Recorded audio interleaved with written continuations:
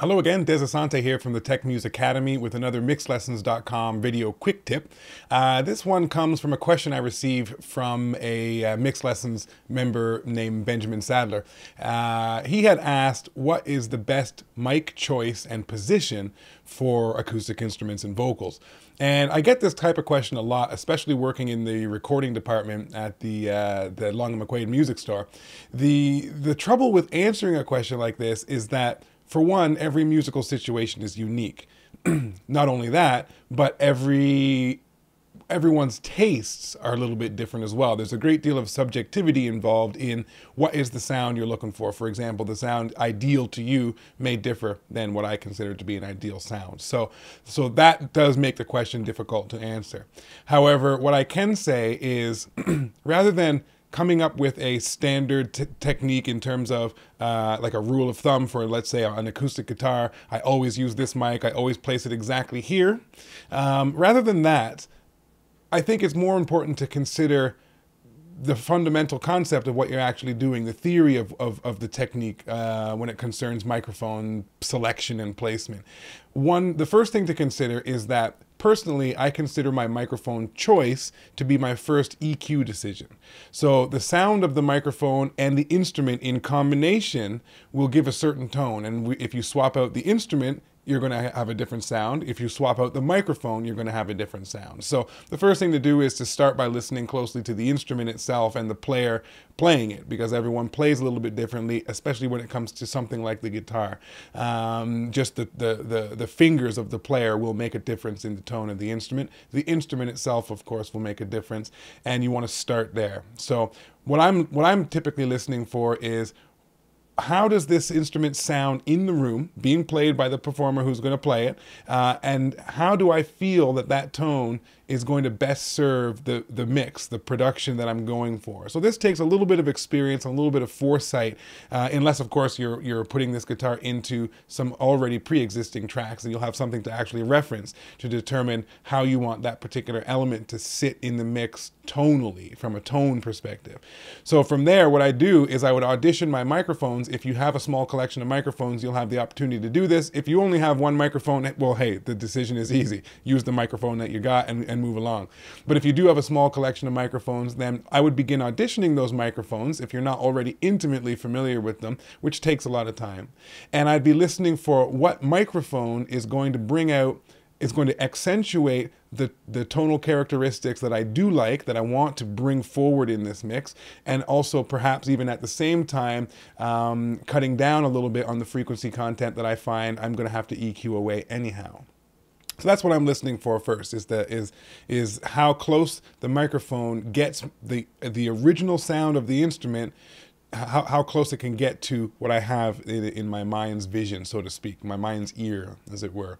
So that's, as far as choosing a microphone, is the method that I use. So in order to answer, what microphone should you use, it's really an impossible question to answer. But the technique as to how you might go about coming to that conclusion yourself is what, of course, we're speaking on today.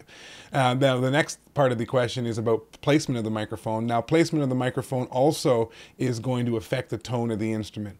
So you've chosen a microphone. First of all, you've chosen an instrument, hopefully, that gives you the sound that you're looking for. You've chosen a microphone that highlights the aspects of that instrument's tone that you want to highlight, and that perhaps even diminishes a little bit the parts of the frequency content that you don't really find as desirable for your particular situation. And next, you're going to place the microphone. Now, there's a couple of things to think about with mic placement. Let's assume, for the sake of this conversation, that we're using a single microphone, because when you start getting into multiple mics, the things get a little bit more complicated. But if you're using a single microphone, there's a couple of things to consider. For one, the further away you are from the actual instrument, the sound source itself, the more room you're going to hear. So if you've got a good sounding space and you want to include some of that in the audio, then a good way to do that is to bring the microphone further away from the instrument itself, from the sound source. So the signal to room ratio will become a little bit closer to even. Of course, you're still always getting more signal than you are room, hopefully, but you'll start to make a bit of a balance there.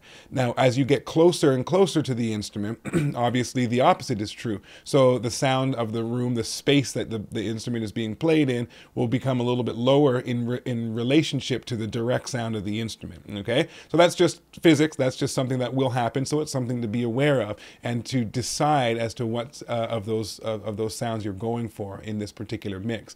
Bear in mind that, of course, if you do get a bit of a room sound and you like it, that's great. But just remember that you can't remove that from the recording. If you get a nice dry up close sound, you can always add ambience to that signal in your mix process afterwards with reverbs and delays and so forth, but you can't remove it. So that's just something to consider. The other thing to consider is if you're using a cardioid microphone, in other words, a unidirectional microphone.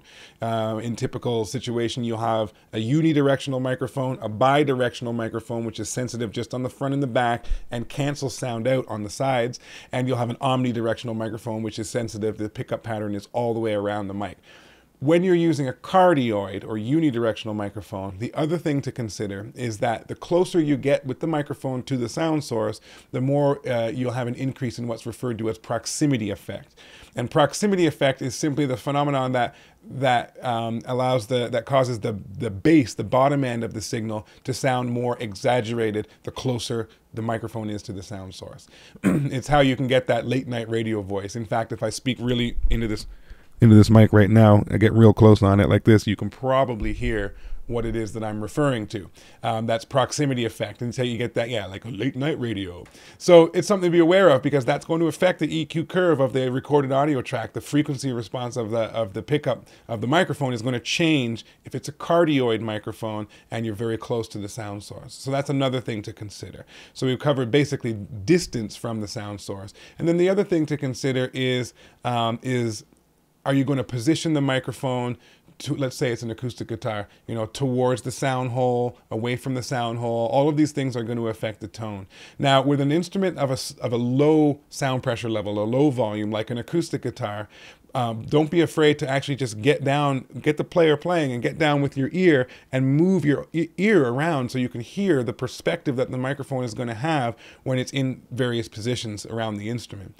Of course, with louder sound sources, you want maybe not do that because, of course, you don't want to damage your hearing. If you've got a Marshall stack turned up to 11, this is not a good technique, okay? So you're going to have to experiment with the microphone itself, record some samples, and have a listen to the playback to determine where you want to position that microphone. So we've covered basically the distance to and from the instrument. Proximity effect when you're working with cardioid microphones or unidirectional microphones is something to be aware of. And then simply listening as well to the direction of the microphone and the angle you're gonna place it at to find out what's going to bring about the best tone for your needs. And this is why the question is so ambiguous, because everyone's needs are a little bit different and every musical situation is a little bit different. I might be recording the same acoustic guitar played by the same player, but in a different mix, I might go for a different sound. So I might choose a different microphone. I may use a different mic technique, okay? So hopefully some of those tips you find useful. If you've got questions, come on over to techmuseacademy.com and drop me a line. There's actually a voicemail feature on the right-hand side of every page. There's a little green tab. You can click it, speak right into your computer's microphone. It'll land in my email inbox, and I'll be happy to get back to you that way. It's how I prefer to do it, actually, for a couple of reasons. One, I hate typing. I'm lazy. I'd rather speak into the microphone and respond to your questions. And two, I can use these audio questions on the podcast, and as opposed to reading an email, it's nice to be able to hear our community's voices, and then I can answer questions on the podcast. Okay, so take care, have fun, make music. We'll see you on the next quick tip.